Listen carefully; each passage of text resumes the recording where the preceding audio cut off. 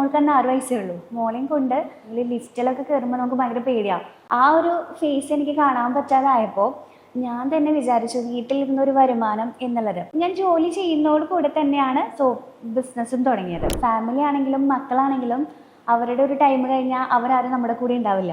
അപ്പം നമുക്ക് ചെയ്യാനായിട്ടൊന്നുമില്ല എന്നുള്ളൊരു തോന്നൽ വന്നപ്പോഴാണ് എനിക്ക് സ്വന്തമായിട്ട് എന്തെങ്കിലും വേണം, അല്ലെങ്കിൽ എനിക്കൊരു ഐഡൻറ്റിറ്റി എന്തെങ്കിലും. നമ്മൾ സ്കൂളിലൊക്കെ പഠിക്കുമ്പോൾ നന്നായി പഠിച്ച് സ്കൂൾ ലീഡറും ക്ലാസ് ഫസ്റ്റൊക്കെ ആയിരുന്ന ആൾക്കാരായിരിക്കും.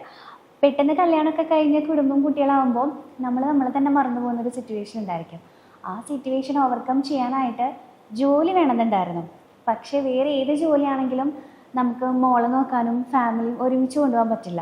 ഇതാണെങ്കിൽ 4 മണി വരെ ക്ലാസ് ഉള്ളൂ. രാവിലെ മോളെ വിട്ടിട്ട് എനിക്ക് സ്കൂളിൽ പോവാം.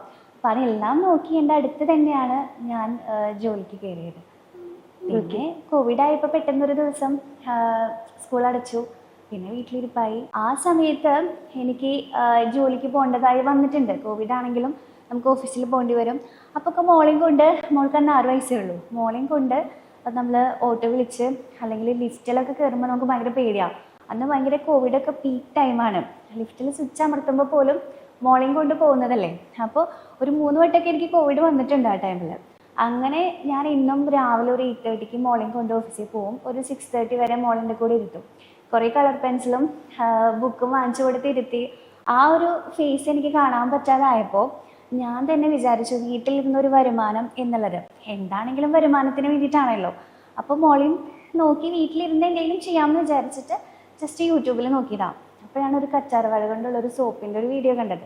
ജസ്റ്റ് ഒന്ന് പരീക്ഷണം പോലെ സോപ്പ് ഉണ്ടാക്കി നോക്കി, ഒരു 4 എണ്ണം. അപ്പം ഞാനും മോളും കൂടെ ഒരു കുറച്ച് കിച്ചണിലുള്ള സാധനങ്ങൾ വെച്ചിട്ട് സോപ്പ് ഉണ്ടാക്കി അടുത്തുള്ള ആൻറ്റിമാർക്കൊക്കെ കൊടുത്തപ്പോൾ അവർക്കൊക്കെ ഇഷ്ടമായി.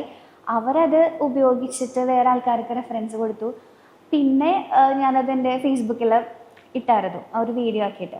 അപ്പോൾ ഞാൻ അറിയാതെ തന്നെ കുറേ ഓർഡേഴ്സ് വന്നു. അങ്ങനെ എനിക്ക് ഞാൻ ജോലി ചെയ്യുന്നതോട് കൂടെ തന്നെയാണ് ബിസിനസ്സും തുടങ്ങിയത്.